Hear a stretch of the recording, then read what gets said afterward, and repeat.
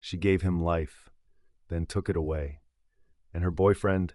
He was supposed to be the extra pair of hands. Instead, he picked up a 10-pound weight. This is the story of a boy whose only mistake was being born to the wrong people. And in a town where neighbors wave politely and Florida sunshine hides dark corners, no one imagined what was happening behind that front door until it was too late. Because sometimes the real monsters don't hide under the bed. They tuck you in at night.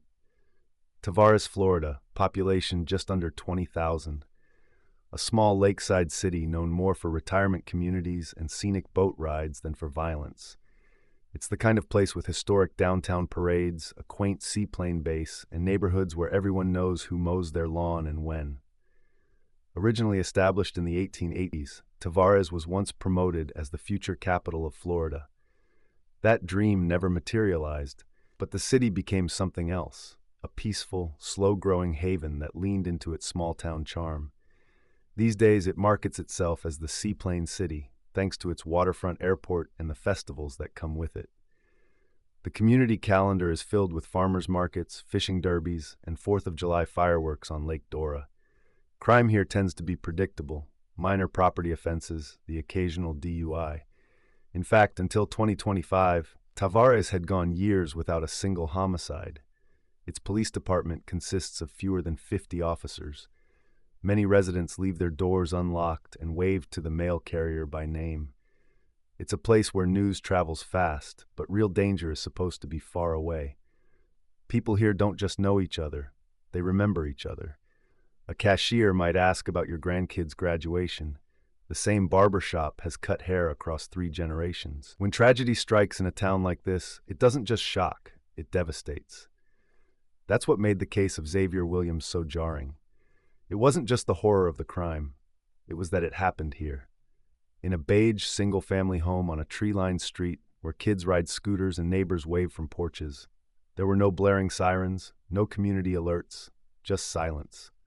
Before March 2025, the most high-profile crime in Tavares in recent memory was a string of catalytic converter thefts. That all changed when police responded to a call from Advent Health watermen about a child covered in bruises. The name Xavier Williams would soon echo through every local news outlet, every PTA meeting, every dinner table conversation. Suddenly, the idea that it can't happen here was no longer safe to believe. The myth had cracked. And under that illusion of suburban peace was a truth no one wanted to face. Even the safest places can harbor the darkest secrets. As reporters descended on Tavares, locals tried to reconcile the image of their beloved town with the horrific facts being uncovered. Some questioned how such abuse went unnoticed. Others felt guilt. They'd seen the boy. They'd nodded to the mother. Should they have known? It became clear that the story wasn't just about one family, but about a community blindsided by something it didn't think could happen within its borders. And while the community rallied around the Williams family with vigils and fundraisers, the pain of what happened didn't fade with the headlines. Because once the illusion is shattered, it's hard to go back to waving from the driveway and assuming everything's fine behind the curtains. Xavier's case became a litmus test for awareness, for vigilance, for accountability. Tavares, once defined by its waterfront charm and small-town pride, found itself asking tougher questions. Questions about silence, about intervention, about who speaks up when a child can't, and about what it really means, to be a close-knit community. Xavier had dreams. He wanted to be an artist, according to his cousin, and loved sketching superheroes in his notebook. His teachers described him as quiet, often polite to a fault, and occasionally anxious. He never raised his voice in class, never got into trouble, and almost never asked for help. It's only in hindsight that the adults around him began to recognize that silence as something deeper, a signal missed. His parents split in 2019. His father, Xavier Williams, moved to Connecticut, but remained a committed presence in his son's life. He flew to Florida frequently, calling regularly, attending school events when he could. The bond between father and son was strong, even when separated by distance. Family members described Xavier as a loving, devoted parent who fought to stay connected. When Xavier visited his father in Connecticut, relatives say he would light up. There was laughter, sleepovers with cousins. Trips to the aquarium.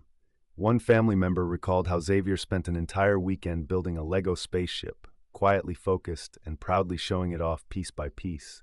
He was so gentle, they said, you just wanted to protect him.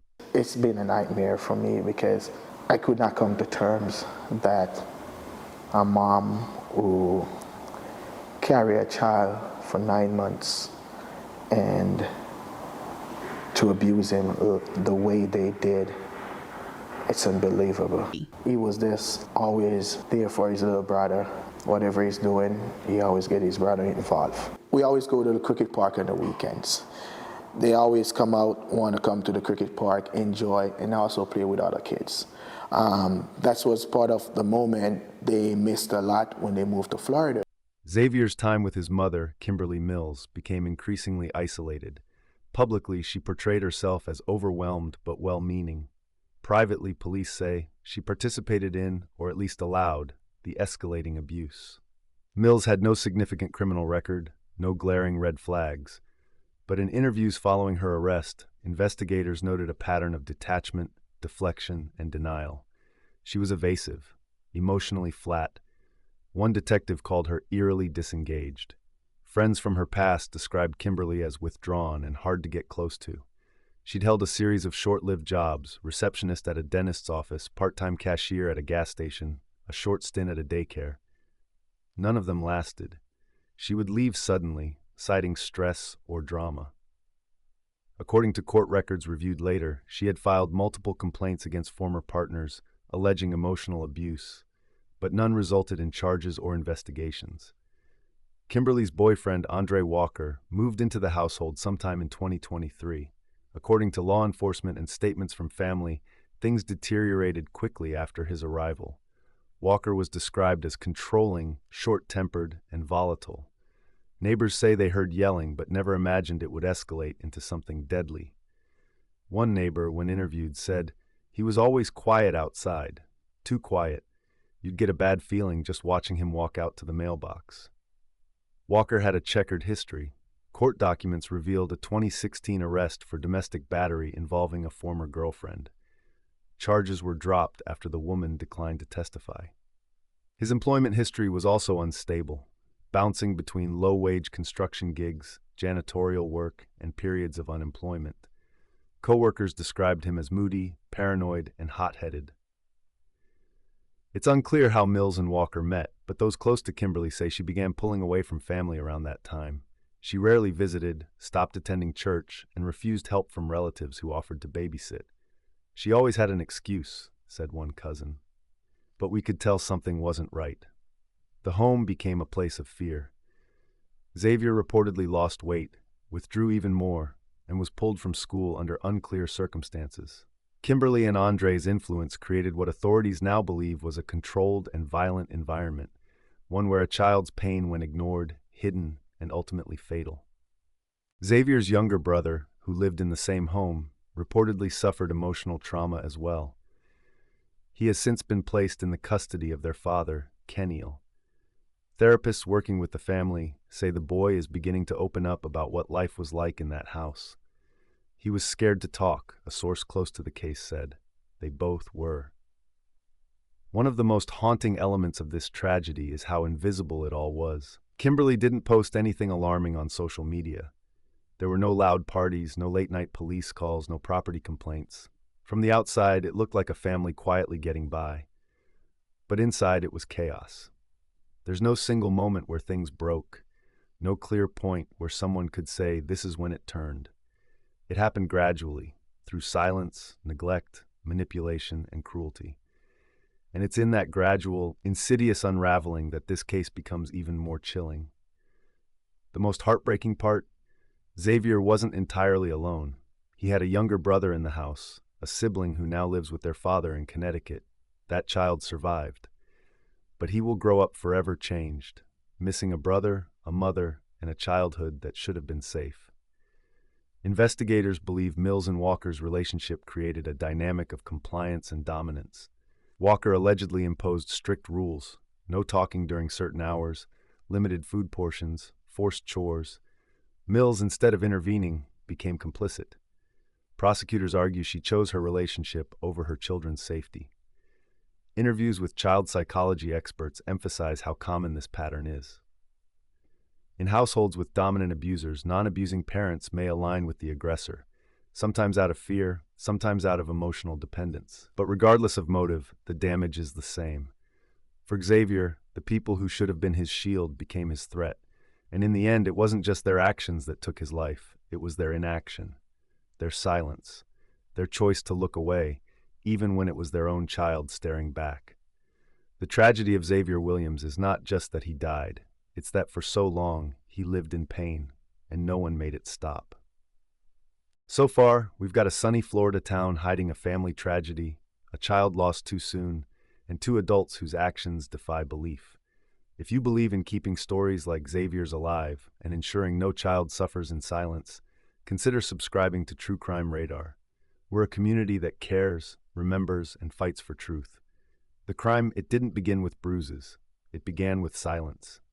Xavier, once a playful boy with an infectious laugh and a love for cartoons and art, gradually disappeared into the corners of his own home. Neighbors remember seeing him less. Teachers noticed his energy fading. He stopped playing with classmates at recess. He started sitting alone during lunch. And then, he vanished from school altogether. According to investigators, the abuse began as what they call conditioning, an attempt to break Xavier's spirit through routine humiliation and control.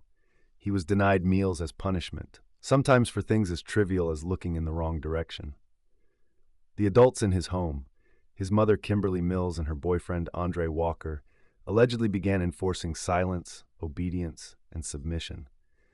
A former neighbor recalled that on one occasion, she saw Xavier standing in the front yard motionless for over an hour while Walker sat smoking on the porch. She thought it was odd, but not alarming. Now she says, "I can't stop thinking maybe he was being punished." Inside the house, things were far worse. According to the affidavit obtained by police, the home was not only chaotic but had designated punishment zones. A bare closet with a lock on the outside, a corner in the garage marked with duct tape, a thin foam mat in a windowless utility room. Authorities say these areas were used to isolate Xavier for hours and sometimes days at a time. The forensic team found scratch marks on the interior door of the laundry room, as well as strands of Xavier's hair embedded in the duct tape recovered from the garage. These findings, combined with the testimony from his surviving sibling, painted a chilling portrait of psychological and physical torment. Medical reports from Advent Health Waterman revealed that Xavier had over 30 distinct injuries, many in various stages of healing. His ribs showed signs of repeated trauma. He had deep tissue bruising on his abdomen, back, and upper arms. His ankles bore marks consistent with restraints. There were burns on his thighs and upper arms that a forensic pathologist later stated were likely caused by heated metal tools. He also showed signs of dehydration and malnutrition. Despite being 10 years old, Xavier weighed what a healthy 6-year-old might. He had lost considerable muscle mass and was in a near comatose state when paramedics arrived. The 10-pound weight found at the scene was stained with dried blood and fibers from Xavier's shirt. Investigators believe it may have been used in one of the final beatings he endured. According to the surviving sibling, Walker once dropped the weight on Xavier's stomach because he wasn't standing up straight. Even more harrowing, the duct tape discovered by police was not only found wrapped loosely in the garbage, it bore Xavier's skin cells, and traces of blood were identified along the adhesive edges. It had likely been used to bind his wrists or mouth. The cruelty wasn't sporadic, it was methodical. Each punishment escalated in intensity. Authorities believe the final phase of Xavier's abuse began in early February, around the time school officials reported his complete disappearance from class. Kimberly allegedly told the school he was being homeschooled now, but no documentation was ever provided. In reality, Xavier was spending most of his time confined to a room or subjected to physical punishments. He was forced to clean with chemical solutions that irritated his skin. The family's surviving sibling recounted how Walker made Xavier kneel on rice for hours while holding a book over his head. If the book dropped, Walker would hit him with a belt or a broomstick handle. One day, according to early interviews, Walker believed Xavier had taken extra food from the kitchen. As punishment, he was allegedly denied water for over 24 hours and forced to run in place until he vomited. Then, instead of receiving medical attention, he was sent to his closet. It wasn't just physical abuse. Walker reportedly used verbal degradation, calling Xavier names like roach, burden, and waste. Kimberly, his own mother, participated in these sessions. She stood silently. She sometimes laughed. She even allegedly texted Walker that she was tired of babysitting a brat. The horror culminated on February 22, 2025. According to emergency room logs and police records, Mills called 911 and reported that her son had collapsed. When paramedics arrived, Xavier was unconscious, barely breathing, and had no detectable pulse. He was rushed to the hospital, where he was placed on a ventilator and transferred to the pediatric intensive care unit. By the time he arrived, the damage was already done. What doctors found was staggering: cerebral edema, swelling of the brain, likely from repeated blunt force trauma, a ruptured spleen, fractured ribs, both old and new, severe internal bleeding. In short, Xavier's body had been shutting down for days, if not weeks. And no one, not his mother, not her boyfriend, sought help until it was far too late. According to reports from the Tavares Police Department, the investigation began immediately upon Xavier's admission to Advent Health Waterman on February 22nd. The medical team, alarmed by the extent and nature of his injuries, contacted authorities without hesitation. The boy's condition, malnourished, bruised, and unresponsive, was so extreme that there was no question this was a case of abuse. Detectives executed a search warrant on the residence shared by Kimberly Mills and Andre Walker. What they found was a chilling scene. In addition to the duct tape, weights, and ladder already suspected in the abuse, officers documented signs of a disordered and potentially hazardous living environment. Items were out of place, and some rooms appeared to have been used to isolate Xavier. Walker and Mills were separated during questioning. According to sources familiar with the investigation, Walker remained silent for much of the initial interrogation. Mills, on the other hand, reportedly deflected responsibility, offering inconsistent timelines and blaming stress and poor parenting for the boy's condition. Meanwhile, investigators began piecing together a broader pattern. Interviews with school officials revealed that Xavier had stopped attending classes several weeks before his hospitalization. Teachers expressed concern about prior bruises and Xavier's increasingly withdrawn behavior, though it's unclear whether any formal reports were filed. Text messages pulled from Kimberly Mills' phone would later show troubling exchanges between her and Walker, including messages that prosecutors say show awareness of Xavier's condition and even attempts to conceal the abuse. As this information surfaced, the state attorney's office escalated its involvement. Prosecutors began exploring the possibility of seeking the death penalty under Florida law, which allows capital punishment for aggravated child abuse leading to death. The public response was immediate and emotional. Tavares residents organized a vigil near City Hall, lighting candles and holding photos of Xavier. Community leaders spoke about the need for intervention, mental health services, and better support for vulnerable children. Police Chief Sarah Corsi made a public statement promising transparency and calling the case the most horrific example of domestic abuse this department has ever encountered. On March 25, 2025, both Kimberly Mills and Andre Walker were formally charged with second-degree murder and 2 counts of aggravated child abuse in the death of 10-year-old Xavier Williams. Their mugshots circulated widely, expressions blank, eyes cold, both in orange jumpsuits that now defined them. In their first court appearance, Mills stood silent while her defense attorney entered a plea of not guilty on her behalf. Walker did the same. The judge denied bond for both defendants, citing the heinous nature of the crime and the risk to public safety. Soon after, the charges were elevated. The state attorney's office filed formal notice that it would pursue first-degree murder, making the case eligible for the death penalty. Prosecutors described the abuse as systematic, prolonged, and designed to cause maximum suffering. The decision shocked some in the courtroom, but few in the public disagreed. The courtroom was often packed. Xavier's father, Xavier Williams, sat silently through each hearing, flanked by grieving family members in shirts bearing Xavier's photo. His aunt, Xavier Williams, spoke to reporters outside the courthouse. "They stole a child who did nothing wrong. They should never walk free again." Attorneys for the defense argued that Mills was manipulated by Walker and failed to intervene out of fear. Walker's team insisted there was no intent to kill, trying to reduce charges to manslaughter. But text records and witness statements painted a different picture, one of willful, active participation in the abuse. The case is expected to go to trial in late 2025, and legal experts say it could be one of the most emotionally charged in Florida in recent memory. The prosecution has already signaled it will seek life without parole at minimum, and possibly death. For now, the wheels of justice turn slowly.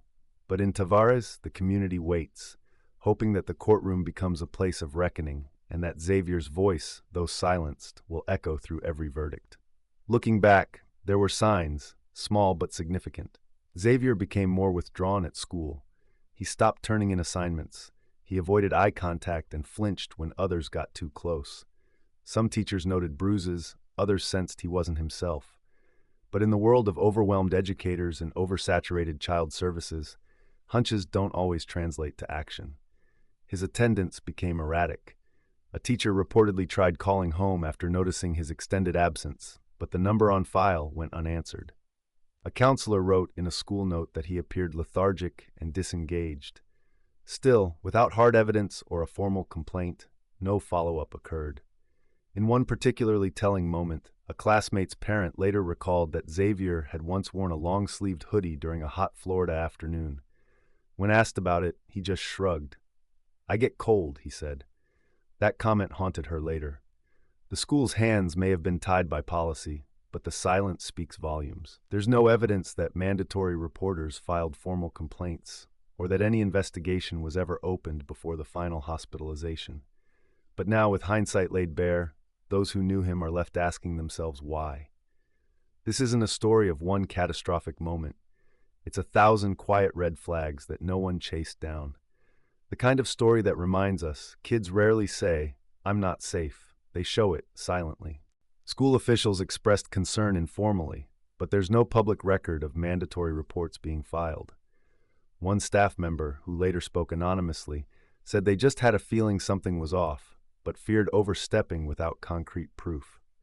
That internal hesitation, fueled by fear of false accusations or breaking family trust, is tragically common in abuse cases.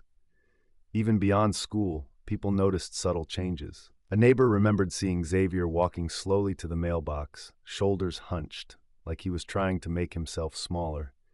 "He used to wave at us when he was little," they said. Then he stopped. Family members also felt something wasn't right. One aunt said Kimberly became more guarded over time, avoiding holiday gatherings and making excuses for why Xavier couldn't visit. "We kept asking to see him," she said, but she'd say he was sick or grounded or too busy. Xavier's father, Keniel, said he noticed bruises during visits but was told Xavier had fallen or gotten hurt while playing. He believed his son, but looking back, he says, "I should have pushed harder." There's no villain in the margins, just people who missed pieces of a puzzle they didn't realize was life or death. And it's in that accumulation of missed opportunities, phone calls unanswered, bruises unreported, absences uninvestigated, that the system's true failure comes into focus. Because this isn't just about Kimberly and Walker. It's about all the adults who saw something, suspected something, and did nothing, or not enough. The missed signs weren't silent. They were just ignored. Florida's child protection infrastructure has long struggled with capacity, coordination, and consistency, issues that advocates say played a silent but significant role in Xavier's death. In 2023 alone, the Florida Department of Children and Families, DCF, received over 330,000 reports of suspected abuse or neglect. Of those, only a fraction resulted in interventions. Caseworkers often manage upward of 25 to 30 active cases at once, some even more. The volume alone would be daunting, but what makes it more dangerous is the burnout. Staff turnover is notoriously high. Investigators are underpaid, overworked, and emotionally drained. Studies show the average DCF child protective investigator in Florida stays less than 2 years. Many leave after their first year, often citing emotional exhaustion. When systems stretch thin, mistakes happen. Calls are missed, records aren't updated, home visits are rushed. And while DCF has protocols in place for high-risk cases, they rely heavily on what's documented, and what's documented depends entirely on what's reported. In Xavier's case, officials have not publicly confirmed whether any previous reports were made. But the indicators, extended absences, visible bruising, family isolation, fit the profile of a child at risk. And if there were records, they weren't acted upon decisively enough to save him. This isn't the first time Florida has faced scrutiny. In 2014, the death of Nubia Barahona in Miami-Dade County, starved and tortured by her adoptive parents, led to a statewide review of DCF practices. In 2021, 3-year-old Talon Mosley was found dead after multiple missed intervention opportunities. Each time, the state promised reforms, and each time another child was lost. Advocates have long pushed for data sharing between schools, pediatricians, and child welfare agencies, but confidentiality laws and bureaucratic hurdles often prevent real-time communication. One DCF investigator told a local paper anonymously, "We don't always know what the school knows, and the school doesn't know what we know. The result? Cracks wide enough for a child to fall through." Mental health services are another blind spot. Florida ranks near the bottom nationally in funding for youth mental health support. Families in crisis often have nowhere to turn, and those living in fear, like Xavier and his sibling, often suffer in silence for years. After Xavier's death, community members, educators, and child welfare advocates renewed their call for change. Training for teachers on how to spot abuse, better follow-up procedures after an initial red flag, funding for family support programs before things escalate. Because in the end, a child's safety shouldn't depend on luck, timing, or whether the right person happens to answer the phone. Xavier's story isn't just a headline, it's a warning shot, a brutal reminder of what happens when silence wins, when people look away, when systems meant to protect children fold under pressure or bureaucratic fatigue. His death didn't come from a single moment of violence. It came from dozens of moments that built up, unnoticed or unaddressed. Moments of missed signs, quiet neglect, and institutional inaction. In those moments, behind walls, inside texts, beneath silence, a child was slowly erased from the world he should have been safe in. And what's left behind? A family grieving in fragments. A sibling carrying the weight of trauma most adults couldn't bear. A father flying back and forth across states, replaying missed opportunities. And a town once quiet and proud, now grappling with the weight of accountability. But beyond grief, there's a choice for everyone who hears Xavier's story. Will we let it be another headline, something tragic, then forgotten? Or will we let it change how we move, how we speak, how we act when something doesn't feel right? Because maybe it's a question from a teacher that makes the difference, a second glance from a neighbor, a follow-up call that goes beyond protocol. It doesn't take a badge to protect a child. It takes courage. It takes paying attention. It takes not waiting for confirmation when your gut already knows something is wrong. Xavier's life should have been filled with drawings, birthday cakes, cartoons, and skateboards, not courtrooms, autopsy reports, and hashtags. He should have been telling knock-knock jokes, not becoming a case study. So let his story haunt us. Let it move us. Let it harden our resolve to never let another child suffer in silence again. Subscribe if you believe in stories that matter, stories that remember the forgotten, amplify the silenced, and honor those who should still be here. We tell them not for shock, but so they're never repeated.